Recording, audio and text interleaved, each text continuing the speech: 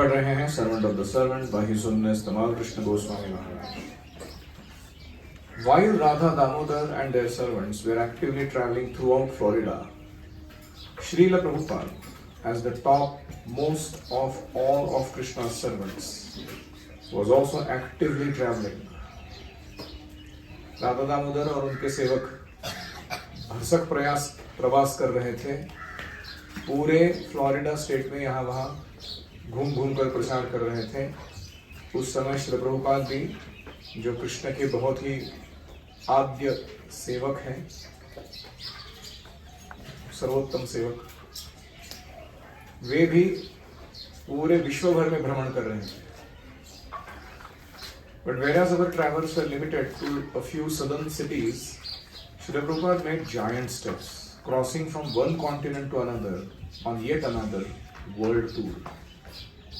हमारे जो प्रयास थे वो अमेरिका के दक्षिणी भाग के कुछ राज्यों तक ही सीमित थे. एक सिटी से दूसरे सिटी हम जा रहे थे, लेकिन प्रभुपाद जी बड़ी लंबी लंबी छलांग मार रहे थे, एक खंड से दूसरे खंड पे, एक राष्ट्र से दूसरे राष्ट्र में. वो प्रभुपाद जी कृष्ण भावना का प्रचार करने के लिए प्रवास कर रहे थे, विश्व भ्रमण. The letters I received marked his movements.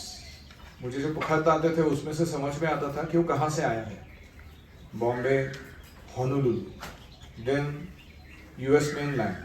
From Los Angeles, His Divine Grace had gone to Mexico City, then Caracas, Venezuela. From South America, he would return to US, stopping first in Miami, then Atlanta, then Dallas, then New York, before leaving for Europe and the Middle East. तो प्रभुपाद जी के खत जहाँ से आते वहाँ पे लिखा रहता था कि कहाँ से लिखा है. उससे समझ में आता था कि प्रभुपाद जी का प्रवास कहाँ से कहाँ चल रहा है. Mumbai, Honolulu, US mainland, Los Angeles, Mexico City, Caracas, Venezuela, South America, again US, again Miami, Atlanta, Dallas, New York, again Europe, फिर Middle East. Hare Krishna. There was a great excitement amongst the brahmacharis at the thought of seeing their spiritual master personally. तो अभी पहली बार शायद प्रभुपाद जी आने वाले थे कहाँ, Florida. और सारे ब्रह्मचारी गण जो थे वो बड़े उत्तेजित थे कि अभी अपने आध्यात्मिक गुरु को, जिसकी हम सेवा करते आए हैं, हम पहली बार देखने वाले हैं. अभी तक प्रभुपाद को मिले ही नहीं थे. सेवा कर रहे हैं, लेकिन आज पहली बार मिलने का मौका आने वाला है. Amongst the party, only a few had been present in San Francisco during the Rath Yatra parade more than 6 months ago.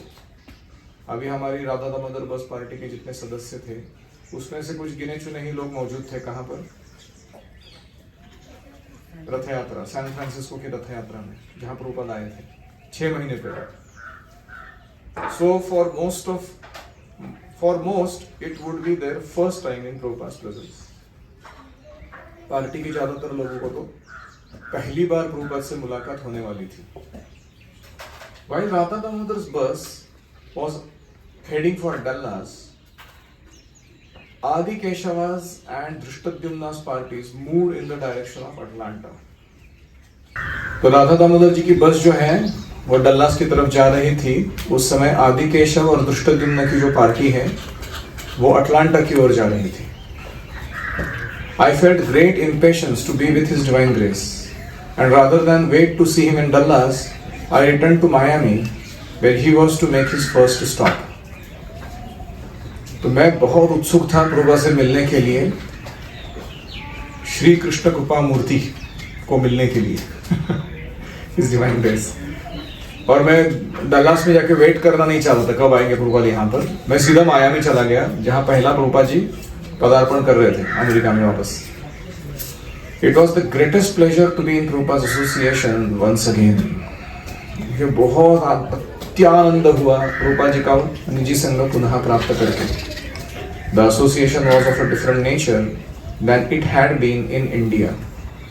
ये जो संग अभी प्रभुपाद जी का मिल रहा था वो भारत में जो मिला था उससे थोड़ा अलग था. Where I had Prabhupada's constant company. Bharat में मुझे प्रभुपाद जी का हमेशा सतत संग मिलता था. As one of his managers, when I was there, he expected me to help resolve the endless problems which always seem to arise. Bharat में मैं जब उनके साथ था, मैं एक व्यवस्थापक की भूमिका में था, मैनेजर की भूमिका में, और अनंत समस्याएं आती रहती थी एक के बाद एक, और प्रभुपा जी मुझे अपेक्षा करते थे कि आप इसको सुलझाइए इस समस्या को. But with my new service as a traveling preacher, our relationship changed. अभी मेरी जो नई सेवा है प्रवासी प्रचारक के रूप में, उसके कारण अभी संबंध थोड़ा बदल गया था. I relished deeply this new mood of association. और मैं ये जो नया संग लेने का तरीका था, इसे बड़ा आनंद लेने लगा इसका, प्रभुपाद जी के संबंध का. Prabhupada was no longer testing me with suggestions of my returning to India. अभी जब से मैंने ये ट्रैवलिंग प्रीचिंग शुरू किया है, प्रभुपाद जी मुझे टोक नहीं रहे थे कि तुम भारत में पुनः वापस क्यों नहीं लौटते वहां की समस्याओं को सुलझाने के लिए. ये अपेक्षा उन्होंने नहीं की, क्योंकि उन्हें पता था ये अमेरिका में बैठ के बहुत अच्छा काम कर रहे हैं. As he had done in San Francisco. जब मैं सैन फ्रांसिस्को में 6 महीने पहले मिला था, तो प्रभुपाद जी बार बार बोल रहे थे भारत में क्यों नहीं लौट आते तो सेवा करने के लिए. Through his letters, he had confirmed repeatedly that preaching to the Americans was the best service. अभी तक जितने भी खत आए उसके बाद, उसमें उन्होंने बार बार यही बात बोली कि अमेरिकन लोगों को प्रचार करना ही सबसे उत्तम सेवा है. With an ever-expanding ISKCON family, there were undoubtedly many burdensome matters for Prabhupada to consider.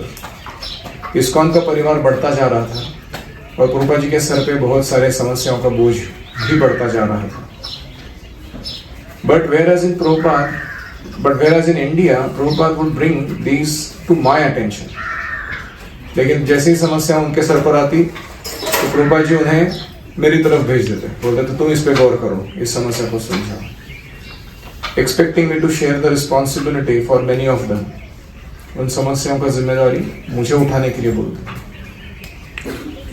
Now, when we discuss these issues, it was more to inform me rather than with expectation that I should become involved. अभी America में वापस आने के बाद भी प्रभुपाद जी बताने लगे कि भारत में क्या क्या समस्याएं हैं, लेकिन अभी वो ये अपेक्षा नहीं कर रहे थे कि मैं वहां जाके उसको सुलझाऊं. वो केवल मुझे एक वार्ता जैसे बता रहे थे कि ये चल रहा है वहां पर भारत में, इंफॉर्मेशन के रूप में. And Prabhupada also seemed to enjoy this change in mood that my new service had brought.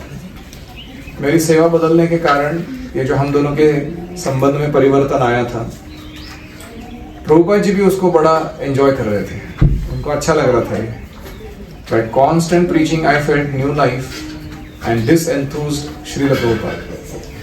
सतत प्रचार करने के कारण मुझे नवजीवन प्राप्त हो गया था, और प्रभुपाद जी उसे देखकर बड़े संतुष्ट थे कि ये व्यक्ति एकदम लाइवली हो गया स्पिरिचुअल लाइफ में. Prabhupada would often comment that he kept youthful by associating with so many young energetic disciples.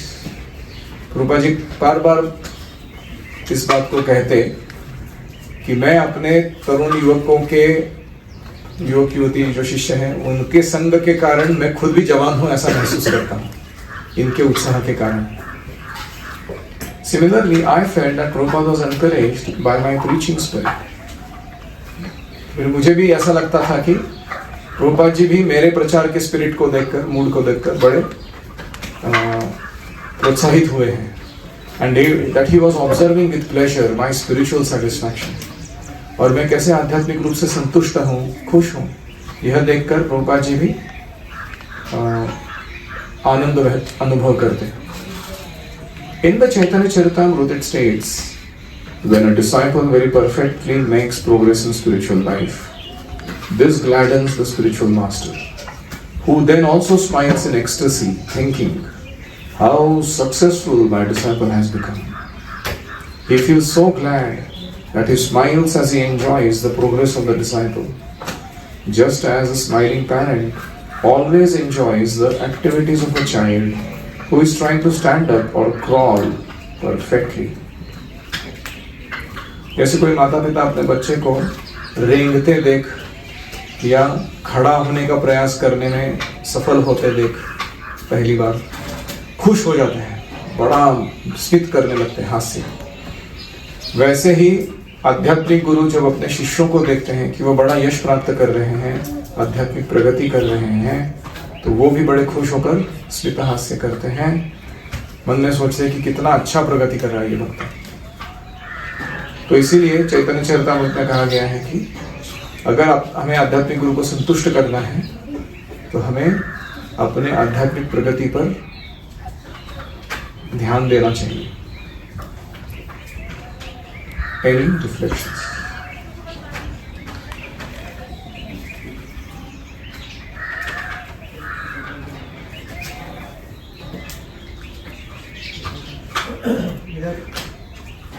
महाराज बोल रहे कि बाकी का डिसाइपल्स का एंथुसियाज्म देखकर प्रॉपर्स को भी लगता है कि मैं भी यूज करूँ। हम कभी भी एंथुसियास्टिक रहना चाहिए ताकि सब लोग उत्साहपूर्वक भगवान को सेवा करें। You have to be enthusiastic, and if you are not, you act enthusiastic.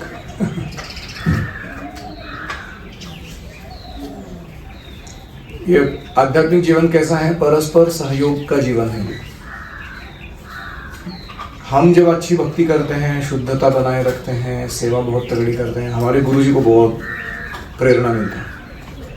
उनको जब प्रेरणा मिलता है तो वो और अपना सेवा के दायरे को बढ़ाते हैं, अपने फैसिलिटेशन की क्वालिटी को बढ़ाते हैं, फिर हमको और आनंद आता है, वाह, फिर हम लोग और सेवा करने लगते हैं।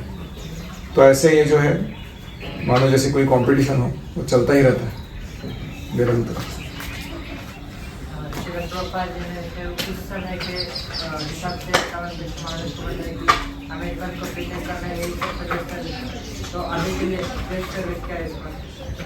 इनका प्रश्न है कि तब प्रभुपाद कह रहे हैं कि अमेरिकन को प्रचार करना सबसे बेस्ट सर्विस है, तो अभी इस्कॉन के लिए सबसे बेस्ट सर्विस क्या है? अमेरिकन को प्रचार। प्रभुपाद जी को हर जगह जब जाते थे ना, वहां के डिवोटीज पूछते थे कि what according to you pleases you the most. तो कभी प्रभुपाद कहते थे बुक डिस्ट्रीब्यूशन। अगर वो बुक डिस्ट्रीब्यूटर लोगों से बात कर रहे हैं ना, प्रभुपाद जी क्या कहते थे? Of all services, book distribution pleases me the most.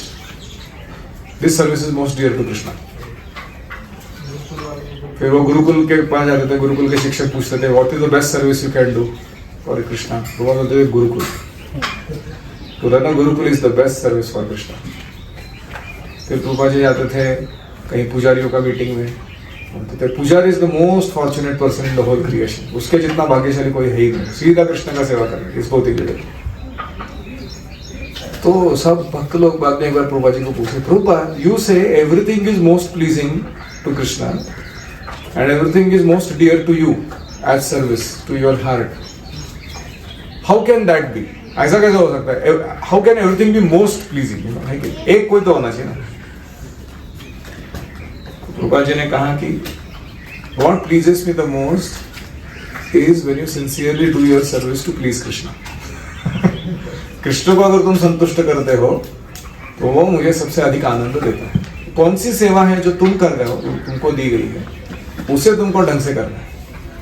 ऐसा नहीं कि कोई बुक डिस्ट्रीब्यूशन कर रहा तो श्रेष्ठ हो गया और बर्तन मांज रहा है तो कनिष्ठ हो गया। और कोई?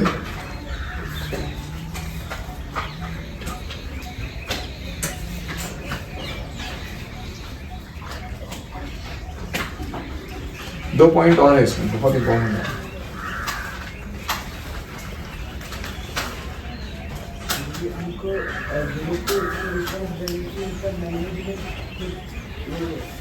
हाँ, हमें गुरु का विश्वास पात्र बनना चाहिए ताकि उनके ऊपर जो समस्याएं आती हैं वो हमें सुलझाने के लिए दे दे।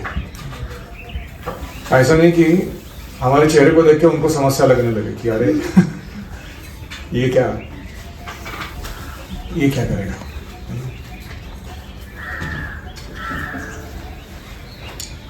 Yes. Last point,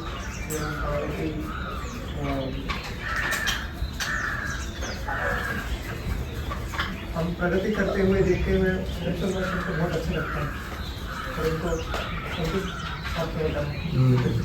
एग्जाम्पल दिया गया कि माता पिता के बच्चे प्रेरणा देखकर कैसे संतुष्ट हो जाते हैं। करेक्ट, बहुत सुंदर उदाहरण है।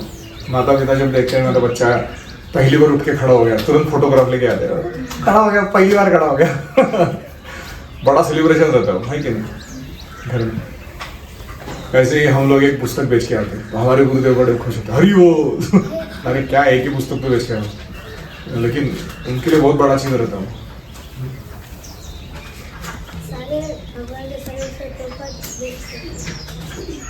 सारे भगवान की सेवा में हाँ, कृष्ण के जितने भी सर्वेंट्स हैं इस जगत में अभी भी, उनमें प्रभुपाद सबसे बेस्ट है। मतलब हमारे संप्रदाय के हिसाब से ऐसे हमको ऐसे तुलना नहीं करना चाहिए बाकी संप्रदाय को बोलने के लिए कि तुम्हारे गुरु से भी हमारे गुरु से, लेकिन हर एक बच्चे को अपने पिता बहुत दादा है कि नहीं। अब 2 बच्चों का झगड़ा सुनोगे तो मेरे पापा के पास 3 कार है, मेरे पापा के पास 5 कार है, झगड़ा करते तो हर एक के लिए अपना पिपा बहुत भारी रहते हैं वो लोग, तो उस भाव से हम कह रहे हैं।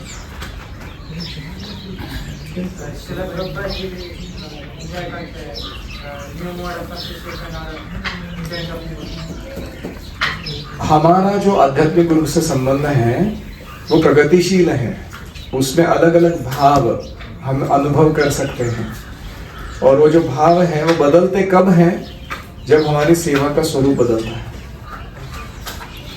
और हमारी जो रिस्पॉन्सिबिलिटी हम ले रहे हैं उसमें और हम निपुण होते जाते हैं। तो कौन कौन से 6 स्टेजेस आते हैं, किसको याद है वो? In relationship with the trainee and the trainer, 6 distinct stages that come to be. इसको याद है?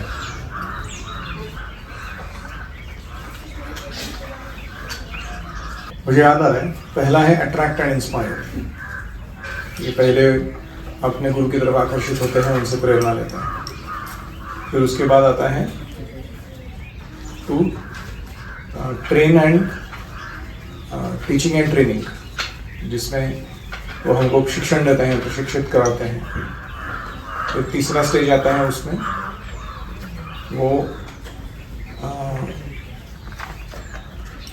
बिलीफ एंड बिहेवियर, यानी हमारे धारणाओं को और हमारे व्यवहार को सुधारते हैं, बिलीफ एंड। फिर आता है कोच एंड डेलीगेट, वो हमको कोचिंग देते हैं, सेवाओं को डेलीगेट करते हैं, वो तो तुम संभालो मेरी ओर से ये सब चीज़ों को। फिर आता है next stage monitor and align, वो ज़्यादा दखल अंदाजी नहीं करते हैं, हमको ही करने देते हैं सारी चीज़ों को, तो सिर्फ मॉनिटर करते हैं, और कभी कभी हम इधर उधर भटक जाए तो अलाइनमेंट करके देते हैं, बोलते हैं ऐसे ऐसे करो, उस दिशा में जाओ। और लास्ट वाला क्या है? एम्पावर एंड डिफरेंट, वो हमको ही पूरा सौंप देते हैं उस कार्य क्षेत्र को, और फिर हमारे मित्र जैसे व्यवहार करते हैं। तो ये स्टेजेस हम देख सकते हैं कि एक रिलेशनशिप जब इवॉल्व होता है ना टीचर और ट्रेनी के बीच में, तो ये स्टेजेस क्लियरली आते हैं उसमें। डिफरेंट मतलब मित्रता का व्यवहार। I may be wrong in 1 or 2 stages in this, but it is somewhere like this. तो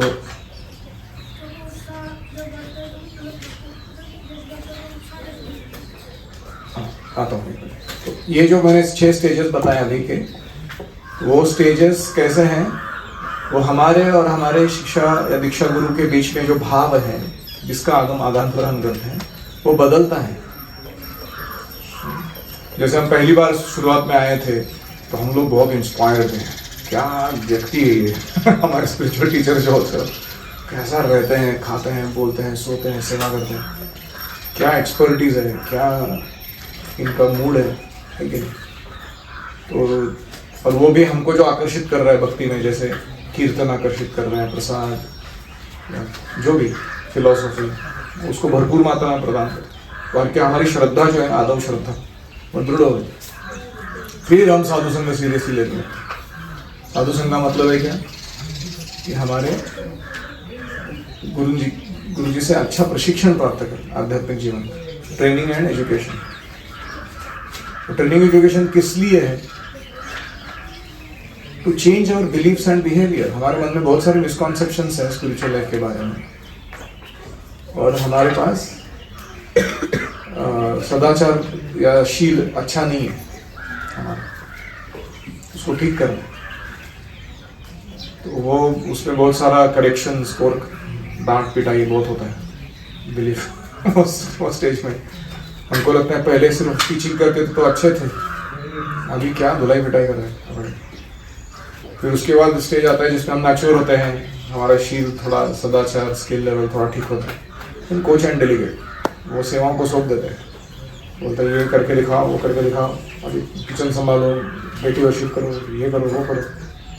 और फिर जब जरूरत पड़े तो कोचिंग देते हैं उसमें कि ये चीज़ ऐसे कर, वो चीज़ वैसे कर। फिर वो भी हम एक्सपर्ट बन जाते हैं, तो फिर वो क्या करते हैं, मॉनिटर एंड अलाइन। वो ज़्यादा दखल अंदाजी नहीं करते, बीच बीच में आके कभी टोकते बोलते हैं वो ऐसा नहीं करते हैं, इस दिशा में जाते। तो मॉनिटरिंग करते हैं और अलाइनमेंट बनाते हैं। जब उनको और कॉन्फिडेंस आ जाता है कि मॉनिटरिंग की भी जरूरत नहीं आती इसको, तो क्या करते हैं, एम्पावर एंड डिफरेंट। मतलब वो सारे क्षेत्र तुमको पूरा सौंप देते हैं, अभी तुम अपने तरीके से करो, अभी तुम सीख गए कैसे करो। और फिर वो हमारे प्राप्ते तो 16 वर्षे पुत्रे मित्रवद आचरित, 16 साल का होने का पुत्र के साथ बेटे जैसा व्यवहार, बेटे के साथ मित्र जैसा व्यवहार करना। तो पहले 15 साल जो है आध्यात्मिक जीवन में वो क्या है, वो फॉर्मेटिव ट्रेनिंग है। उसमें हमको खुद को हमेशा ऐसा ही मानना चाहिए कि कुछ आता नहीं मेरे को, एक नंबर का गधा हूँ मैं वो सबसे सेफ पोजीशन है हमारी। ऑफकोर्स ऐसा नहीं कि 16 साल का बहुत ज़्यादा आने लगा, तभी भी ऐसे ही मानना चाहिए। वो गुरु जी डिसाइड करेंगे, हमको उन पर छोड़ना चाहिए कि क्या लेवल का रेसिप्रोकेशन जरूरी है। तो यहाँ पे हम क्या देख रहे हैं, तमाल कृष्ण महाराज का प्रभुपाद जी के साथ जो व्यवहार है, उस पर प्रभुपाद जी का जो आदान प्रदान वो बदल रहा है, इवॉल्व हो रहा है वो भी उनके साथ। तो अभी ऐसा लग रहा है मानो कि Prabhupada has come to the stage of either coach और डेलीगेट और मॉनिटर एंड अलाइन, और आगे चल के वो उनको ही दीक्षा गुरु वगैरह, जीबीसी वगैरह बनाते हैं, जो भी पूरा सौंप देते हैं, संस्था का कार्यभार संभालते हैं। This is how we make progress. We make progress to the degree we take serious responsibility in our service. ये कोई ड्रामा करने की चीज नहीं है, झूठ मूठ का कोई कर नहीं सकता इन चीजों को। Delete the drama. जितना जल्दी तुम अपने जीवन से ड्रामा डिलीट कर दोगे, उतना जल्दी क्या होगा, एम्पावरमेंट मिलेगा। तो हमारा ड्रामा करने में बहुत समय चला जाता है। जैसे आप देखो, कभी करेक्शन मिला और कोई रोता है ना, मतलब रोता किस लिए है, दुख हुआ नहीं उसको कि मैंने गलती किया, उसको लग रहा है अपमान किया मेरा इसलिए रोता।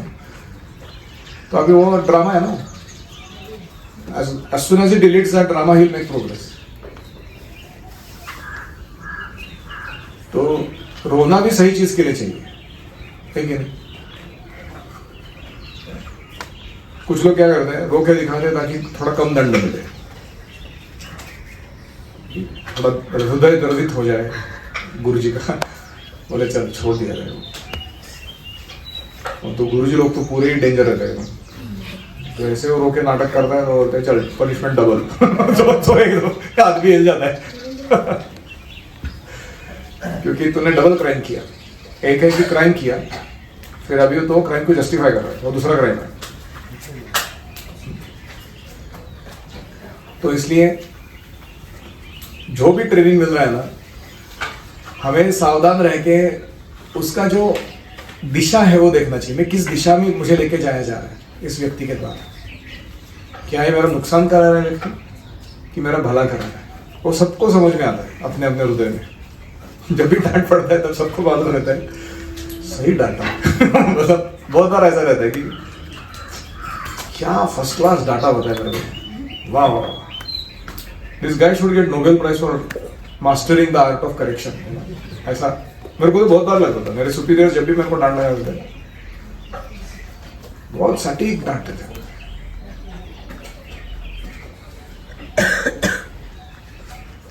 I have 1,000 incidences coming in my head. Who did what? बहुत सही रहता है वो। Now I miss it actually. इतना कोई मॉनिटर करने के लिए है नहीं, जैसा भी जो भी चला रहा हूँ मैं, शायद 1,000 corrections can be given in that. लेकिन we miss that. इसलिए कभी भी उर्मिला माता जी आती हैं या कोई दूसरे ऐसे वक्ता आते हैं तो बहुत अच्छा लगता है। कोई तो आ गया कान पकड़ने के लिए, लेकिन हमको लग रहा है कि हम बड़े उस्ताद हैं काम करने में। बीच में थोड़ा ईयर ट्विस्टिंग, कर्णधार, गुरु कर्णधार, अच्छा है। Any other reflection? अभी बोलो।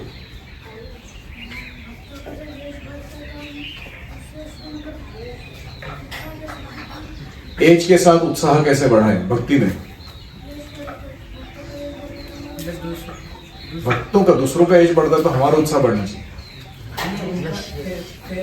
जाके तो फिर हम उसमें कैसे खुश हो सके, मतलब ईर्ष्या होती है कभी इसको क्यों मिल रहा है, तो ये इसको है। तो ईर्ष्या को अच्छी तरह से यूज करो ना प्रगति करने के लिए। ईर्ष्या होता है तो मानवीय स्वभाव है, इसको कौन रोक सकता है? तो अगर तुमको मन में आ रहा है कि अरे उसने तो उपनयन ले लिया, उसने तो ऐसा कर दिया, ये तो ऐसा प्रचारक बन गया, ये ऐसे कर, तो उसको फ्यूल करके यूज करो अपने जीवन को सुधारने के लिए, अपने कौशल को बढ़ाने के लिए, अपनी वैल्यू सिस्टम सही करने के लिए, अपनी सेवा का क्वालिटी बढ़ाने के लिए। खुन्नस निकालना है ना, वो पॉजिटिवली निकालो। ऐसे बैक बाइटिंग, जाके पॉलिटिक्स, इसको छेड़ उसको टांग खींच, ये क्या फालतूगिरी है? ये सही रिस्पॉन्स है? तुमको लग भी रहा है ना कि चलो मैं भी दिखाता, ये अगर कर सकता है ना आदमी तो मैं भी कर सकता, करूंगा अच्छे से। So that spirit is better than to become condescending upon devotees. Actually अगर आप खुश होते हो दूसरों की प्रगति पर, तो वो जो कार्य संपन्न करा रहे हैं या जो गुण प्रदर्शित कर रहे हैं जिससे कृष्ण संतुष्ट हो रहे हैं, वो क्रेडिट, वो गुण या कार्य संपन्न किए बिना ही आपको मिल जाता है। कब? जब उनके गुणों और कार्यों से आप खुश हैं और उसको स्तुति करो। इंटरेस्टिंग है ना स्पिरिचुअल एडवांसमेंट? तो ये सीक्रेट है स्पिरिचुअल एडवांसमेंट कि खुशी व्यक्त करनी चाहिए कोई अच्छा कर रहा है। और अगर तुमको मन में लग भी रहा है कि शायद मैंने भी करना चाहिए था, मैं भी तो कर सकता था, कर दो। कौन रोक के रखा है तुमको? तो both ways it is good. अगर ईर्ष्या मन में आ रही है उसका सही उपयोग करो, उसको फ्यूल करके यूज करो। और वो ईर्ष्या को अगर हम अप्रिसिएशन में बदल सकते हैं, स्तुति कर सकते हैं उनकी, तो और भी अच्छा है। खुद इतना मेहनत करने की जरूरत नहीं। एनर्जेटिक रहना चाहिए कि गुरु को भी हमें देख के लगे। हाँ, हमें हमेशा एनर्जेटिक रहना चाहिए कि गुरु जी को हमें देख के लगे कि मेरा काम सही यशस्वी हो रहा है, सही दिशा में जा रहा है। मेरे को शरद कुमार गुरु डांट रहे हैं मायापुर यात्रा में, पूछा कि तुम प्रचार कहाँ कर रहे हो? पहले प्रश्न मैंने बोला प्रचार कहाँ करूँ? गुरुकुल में करूँ। गुरुकुल छोड़ के कहाँ प्रचार करूँ? मैं बोला मैं नहीं जाता कहीं, मैं अपनी जगह पे यूँ बैठा हूँ, अपना रोज सुबह शाम क्लास देता हूँ, जो भी पढ़ाई वढ़ाई करके सुना देता हूँ कुछ। प्राण आछे जार से हेतु प्रचार, जिसके अंदर प्राण होता है ना वही प्रचार करता है। अरे बोलो बाप रे, फिर भी प्राण नहीं मतलब मैं बोला प्राण कहाँ से लेके आऊँगा अभी? तो उर्लीगंज में आगे प्रचार करो। बोला सीरियसली? हाँ। मैं बोला क्यों करना चाहिए वो? मेरे को नहीं समझ में आया। तो कर ही तो रहा हूँ ना कुछ तो कुछ। नहीं वो नहीं, कॉन्ग्रेगेशन का गुरुकुल को और गुरुकुल का कॉन्ग्रेगेशन को म्यूचुअल सपोर्ट रखना। तो अच्छा कॉन्ग्रेगेशन निर्माण करोगे तो अच्छा रहेगा सेवा के लिए। You want me to preach? बोलेगा चलना चाहिए तेरे को बाहर. तो sometimes we become very comfortable with what we are doing and having. ऐसे बीच बीच में थोड़े लोग लगते हैं जाके थोड़ा चाबी लगाते हैं हमको.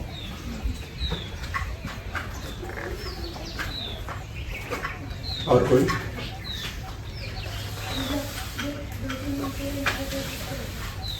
तो इंसिडेंट बताओ डांट खाने के मेरे. एक हरिनाम प्रभु करके हैं, बहुत ही स्वीट डिवोटी, एकदम क्लीनलीनेस फैनेटिक है वो. स्वच्छता के मामले में इतने भयंकर है. मतलब वो आते थे तो सब बोलते थे बुलडोजर आ गया. पूरा आश्रम को ना एक भी चीज इधर उधर पड़ा नहीं चलता था उनको.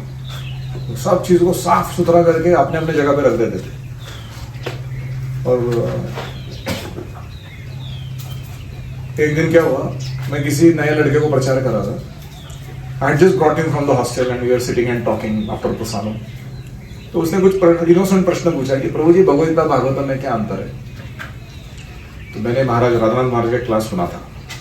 Bhagavad Gita teaches you how to live, Bhagavatam teaches you how to die. और मेरे को लगा शाबाश, क्या बोला, याद आया मेरे को सही टाइम में, एकदम फर्स्ट क्लास बोला. तो हरिनाथ ने सुना हो जवाब तो उधर करेक्शन दे दिया उसके सामने.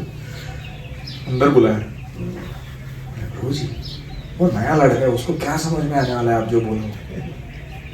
मैंने बोला फिर क्या जवाब देना चाहिए? बोला Bhagavad Gita is by Krishna, Bhagavatam is about Krishna. Krishna ने जो ज्ञान दिया वो भगवद गीता है, कृष्ण के बारे में जो ज्ञान दिया गया वो भागवतम है, ये बोलो उसको. हाँ फिर मेरा म्यूनिसिपैलिटी का ट्रिप जल गया. और ये कितना सरल जवाब है, कितना अच्छा जवाब है, उसके लेवल का भी है, सही नहीं. तो कभी कभी हमारा क्या रहता है ना, प्रचार मतलब हमको लगता है कि हम जो बोल रहे हैं ना वो सबसे बढ़िया है, लेकिन हमें नहीं पता कि लोगों के स्तर के अनुसार कैसे बात रखनी है सामने. तो एक हुआ एक बार कृष्ण किशोर प्रभु के साथ हुआ. उस टाइम वो चाइल्ड अब्यूज केस का आया था इस्कॉन का. न्यूज़पेपर में छप के आया था कि इस्कॉन ने इतने करोड़ों रुपए का फाइन भरा है और इतने लोगों ने इसका चाइल्ड अब्यूज का केस में पकड़ा गया है, ऐसा किया वैसा किया. और मेरा तो पूरा फेथ हिल गया था क्योंकि मैं नया नया आया था उसके भक्ति में. 97 का रहता. तो मैं इतना भनक गया. मेरे पूरा हॉस्टल जो है ना वो सारे लोग आके मेरे रूम में वो न्यूज़पेपर आर्टिकल कैसे मेरे नाक में डाल के दिखा रहे थे इस्कॉन के बारे में क्या. और मेरे को समझ में नहीं आ रहा क्या जवाब देना इन लोगों को. मुझे भी उतना ही मालूम है जितना उन लोगों को मालूम है इस्कॉन के बारे में. तो फिर वो कृष्ण किशोर पड़े अगले प्रोग्राम में क्लास देने की. क्लास खत्म होने के बाद मैंने वो टॉपिक छेड़ा. मैंने बोला प्रभु जी इतना बुरा पब्लिसिटी है, हमको मुंह छुपाना पड़ रहा है हॉस्टल में हमारे, कैसा हम बताए कि हम इस्कॉन के फॉलोअर हैं. तो प्रभु जी ने बहुत अच्छे से समझाया कि देखो वो 20 साल पुरानी केसेस है, अभी कोई कुछ करने में गड़बड़. दूसरा, वो जिसने गड़बड़ किया उसको इस्कॉन ने पोस्ट पोजीशन से निकाल दिया, उसको कोई लीडरशिप करने नहीं दिया. तीसरा, इस्कॉन मान रहा है कि वो हमारे कुछ फॉलोअर्स से गड़बड़ हुआ था, उसके लिए वो फाइन भरने के लिए भी तैयार है, कॉम्पनसेशन देने के लिए भी तैयार है, जो कोई भी अच्छा ऑर्गेनाइजेशन करेगा. चौथा, इस्कॉन में हर प्रकार के लोग आते हैं, अच्छे लोग आते हैं, बुरे लोग आते हैं. कभी बुरे लोग कुछ गड़बड़ करते हैं तो इस्कॉन का नाम खराब होता है, लेकिन वो क्या इस्कॉन ने किया ऐसा उनको बिगाड़ने का काम नहीं. जैसे आईआईटी में होते हैं कुछ लोग फेल हो जाते हैं, है कि नहीं? पढ़ाई करते समय फेल होते कि नहीं होते? अच्छा इंस्टीट्यूशन ज्वाइन करके भी फेल हो जाते हैं. तो क्या आईआईटी खराब है? वो सही नॉलेज नहीं दे रहे वो लोग. तो ऐसा बहुत समझा है मेरे को अलग अलग एंगल से. लेकिन मेरे को क्या लग रहा था ना, ये अभी जाएंगे इधर से, वो आपस बोलो आगे मेरे को चाव चाव करेंगे मेरे सर में. तो मैंने बोला प्रभु जी वो लोग क्या बोल रहे हैं मुझे कि तुम्हारे सामने जो लोग आ रहे हैं ना ये सब सही सही दिखाते हैं कि हम लोग एकदम पक्के हैं, ऐसा है वैसा है. किसको मालूम ये लोग अपने अंदर मंदिर में जाने के बाद या जो भी खोपचे में जाके क्या क्या करते रहेंगे, वो तो किसी ने देखा नहीं है कि नहीं. कृष्ण शुरू जो भड़क गए मेरे पे, ये मेरे भक्तों को दिद्दा गया ना सीधा. तो बोलते हैं मैं तेरे को ओपन चैलेंज देता हूं कि मंदिर में आके रह, किसी भी डिपार्टमेंट में किसी भी क्षण जाके उन लोगों के साथ जो देखना है, जहां जाके जो करना है सब कर। अगर तूने हमारे मंदिर के भक्तों के किसी भी के अंदर एक भी फॉल्ट निकाला, मैं भक्ति छोड़ दूंगा, और अगर नहीं निकाला तो तेरे को मानना पड़ेगा कि तू फुल टाइम ज्वाइन कर ले। अरे वाला क्या खतरनाक चैलेंज है। तो मैं भी एकदम ऐसे चुनौती मिलता तो एकदम एक्साइटमेंट आता। मैंने बोला ठीक है, अभी मैं जाता हूँ मंदिर में, बैठ के देखता हूँ क्या चल रहा है इन लोगों का। तो फिर मैं, अभी मेरा कॉलेज किधर था, वो पुणे विद्यार्थी गृह, मंदिर की तरह कैंप एरिया, और मेरे पास कोई गाड़ी घोड़ा नहीं है। साइकिल चला के जाना पड़ता था, या कुछ ऐसे बसेस चेंज करके आना पड़ता था, तो बहुत चलना भी पड़ता था बीच। तो मैं जाने लगा, मैंने बोला अभी तो मैं जड़ तक जाऊंगा। जाके मंदिर में रहने लगा, मेरे को मंदिर इतना अच्छा लगा। मैं वापस जाने का नाम ही नहीं लेता था कॉलेज वापस। वो लोग धक्के मार के निकालते मेरे को, भक्त लोग बोले अरे तेरा अभी तक इंजीनियरिंग पूरा नहीं हुआ है, चल बाहर निकल। तो फिर मैं ऐसे हताश होके जाना पड़ रहा है तो पढ़ने के लिए जाता था वापस। तो ऐसे सैटरडे संडे पहले रहने लगा, हर सैटरडे संडे जाके रहता था। फिर उसके बाद 3-3, 4-4 दिन रहने लगा। फिर उधर से आ जाके करने लगा बहुत सारे काम मंदिर से। तो और क्या मस्त भक्त थे एक से एक। वो भानुप्रभु करके एक थे, वो क्या सेवा करते थे वो बालाजी का। वो बालाजी रेड्डी तब कैंप टेम्पल के पास में बैनर्जी करके बंगलो था, उसमें था। मैं उनके साथ जाता था वो सेवा करने। फिर दूसरे एक भक्त थे हरा प्रभु करके, एक एकदम एंथुसियास्टिक प्रीचर। 2 भाई है, एक गौरांग है, एक निताई है। यही लाइन वो दिन भर बड़बड़ करते थे। मतलब उनको इतना एक्सेस ही आता था कि 2 भाई है, एक गौरांग है, एक निताई है। उनको बीच में याद आता था, और ये लोग आए हैं हमको उद्धार करने के लिए। तो ऐसे इनोसेंटली एंथुसियास्टिक लोग थे वो सारे। फिर वो हमारे थे एक शिवराम प्रभु, अभी चौपाटी टेम्पल में, ऐसा प्रसाद बनाते थे। एक सुदामा प्रभु करके थे, शिवराम प्रभु, जबरदस्त प्रसाद बनाते। एक वो सेवई स्वीट बनाते थे, वो तो मेरा इतना फेवरेट था ना, मैं सारे दुनिया से पंगा लेने के लिए तैयार था वो स्वीट खाने के लिए। इतना जबरदस्त स्वीट था वो, जिसको जो बोलना है बोलने लो। मैं ये खा के छोड़। तो फिर एक बार हमारे राधेश्याम में बैठा था, वो बताया मैंने आपको। ब्रह्मचारी क्लास चल रहा था, मैं और सुंदरवर प्रभु किधर तो कंप्यूटर रूम में बैठ के वो राधेश्याम का बुक बना रहे थे, वो SSD करके, साइंस ऑफ सेल्फ डिस्कवरी। वो बुक का हम लोग एडिटिंग कर रहे थे, प्रूफ रीडिंग एंड एडिटिंग, कि वो प्रिंट को जाने वाला है अभी। और राधेश्याम को निकालना था कोई ट्रेन पकड़ के दूसरे दिन। उसको ट्रेन में बैठने से पहले हमने डिसाइड किया था कि इसको हम प्रूफ रीडिंग करके, एडिटिंग करके, प्रिंट मार के, प्रिंटर से लेके राधेश्याम के हाथ में पहुंचाना है। ऐसा कुछ तो हमने मन में ठान लिया था वो, उनको बिना पूछे। तो हम लोग बैठे थे उधर कंप्यूटर में गुड़गुड़ करते हुए। राधेश्याम ने देखा ये 2 लोग किधर है, ब्रह्मचारी क्लास में दिखने रहे, उठ के आए वो क्लास में से। देखा हम लोग लगे वो बुक के पीछे। तो उन्होंने पूछा किसने वाला तुमको करने के लिए अभी? ब्रह्मचारी क्लास के टाइम ब्रह्मचारी क्लास करने का, साधना के टाइम साधना करने का, सर्विस के टाइम सर्विस करने का, इधर का उधर मिक्सिंग नहीं करने का। अच्छे से डांटा। तो सुंदर प्रभु कुछ बोले नहीं, मैं तो नया था, मेरे को पता नहीं रहता कि जवाब नहीं देना होता है, डांट पड़ता था। मैंने बोला कि प्रभु जी, सुंदर प्रभु ने कहा कि आप गाड़ी में बैठने से पहले आपको देना है करके, मैं हम लोग आगे ही बैठे। राधेश्याम किसने बोला ये डेडलाइन तुमको? ज्यादा गुस्सा आ गया उनको। मैंने बोला कि ऐसे लाके देना है उसको, यो डाटा धमाकेदार एकदम। तो फिर मैंने नोटबुक और पॉकेट नोटबुक निकाला और लिखने लगा मैं कुछ। तो राधेश्याम देख रहे क्या कर रहे हैं। तो मैं जो करेक्शंस दे रहे थे ना कि ऐसा नहीं करना है, ऐसा करना है करके, वो सब लिख रहा था मैं, नोट्स निकाल रहा। डांट रहे तो नोट्स निकाल। तो राधेश्याम ऐसे सर को हाथ लगाए। तो क्या लड़का है। तो क्लास में जाके बताए सबको, ये ऐसा रहना चाहिए, जब कोई डांटता ना उसका नोट्स निकाल के लेना चाहिए। सीरियसली लेना चाहिए, किस लिए डांटा मेरे को। उनको क्या लगा कि इसको कुछ टास्क याद आ गया रहेगा, उसका लिख के रख रहा है, या फिर पता नहीं, मतलब क्लास में नोट्स निकालते हैं ना लोग जनरली। चास्टाइजमेंट में कौन नोट्स निकालने लगा? तो हर क्लास में उसके 10 क्लास में कोट किया उन्होंने उसको, हाउ टू टेक करेक्शन। ऐसे बहुत सारे इंसिडेंसेस हैं। एक बार हम लोग यात्रा जा रहे थे, कृष्णानंद के साथ यात्रा, मतलब सब कृष्णा रामा गोविंदा काम रहता है। कैसा मैनेजमेंट चलता है, कैसे प्रसाद आता है, कहाँ से गाड़ियाँ निकलती है, कहाँ पहुंच जाती है, कुछ किसी करेक्शन नहीं रहता, वो भगवान भरोसे रहता है पूरा। तो एक बार हम किसी याद नहीं आ रहा मुझे उस स्टेशन का नाम, वहां से वृंदावन जाने के लिए ट्रेन पकड़ने के लिए रुके थे और हमारा प्रसाद ही नहीं आया था। स्टेशन पे प्रसाद आता है ना, उसको लोड करना होता है, फिर जाना होता है। तो कुछ 150-200 भक्त रहेंगे, वो सबका प्रसाद नहीं तो कैसे जाएंगे ना आगे, भूखे रहेंगे इतने सारे 24 घंटा हो गए। तो मैं और एक डिवोटी थे, नवदीप, श्री नवदीप प्रो करके। तो हम लोग क्या टिकड़म लगाए कि ये ट्रेन को निकलने ही नहीं देने का, चेन खींचो, जैसे ट्रेन छूट जाए चेन खींचो, ट्रेन छूट जाए चेन खींचो उसको। तो वो जो कार लोग रहते हैं ना, वो ढूंढते आएगा तो रुक क्यों रहा है हमारा ट्रेन, बीच में कौन, उसको चलने नहीं दे रहे कोई लोग।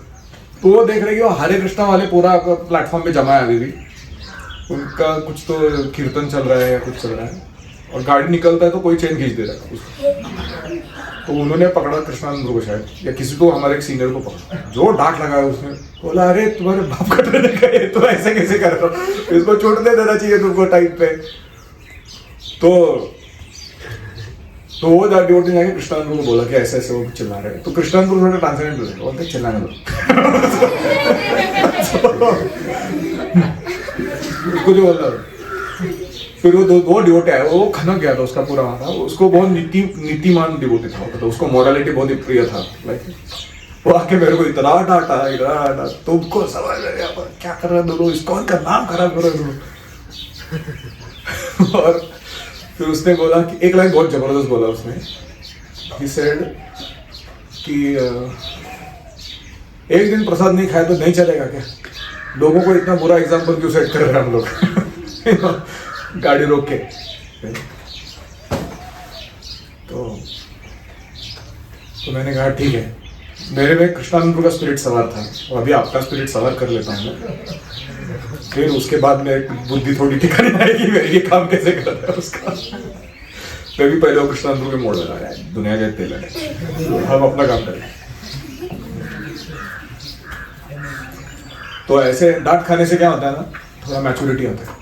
आप देखो, आपने जब डांट खाया ना, you have become more mature, परिपक्व बने हो। पहले ऐसे बचकाने थे, स्पिरिचुअल कुछ समझ में आया नहीं है, पता नहीं, लेकिन करना है काम। लेकिन डांट खा के ना आदमी ऐसा एकदम सोबर, सीरियस, स्पिरिचुअली एडवांस, एकदम क्लियर कट थिंकिंग वाला आदमी बनता है। So these are some added benefits.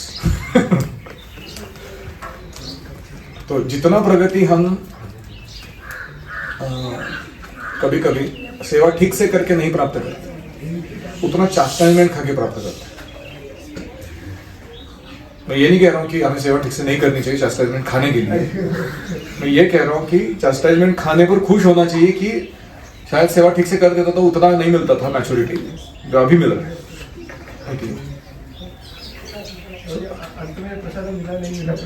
मिला ना, वो ट्रेन गाड़ी पहुंचा उधर, प्रसाद के डब्बे पहुंचे, हमने वो गाड़ी दौड़ते गाड़ी के डब्बे चढ़ाए मैं अंदर प्रसाद के, फिर हम लोग भी चढ़ गए और चले गए।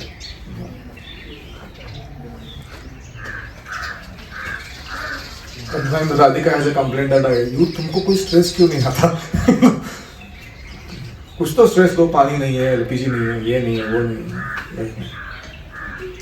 मैं बोलता हूँ बहुत स्ट्रेस झेल चुका हूँ ऑलरेडी, ये सब चीजों का क्या स्ट्रेस ले लेगा।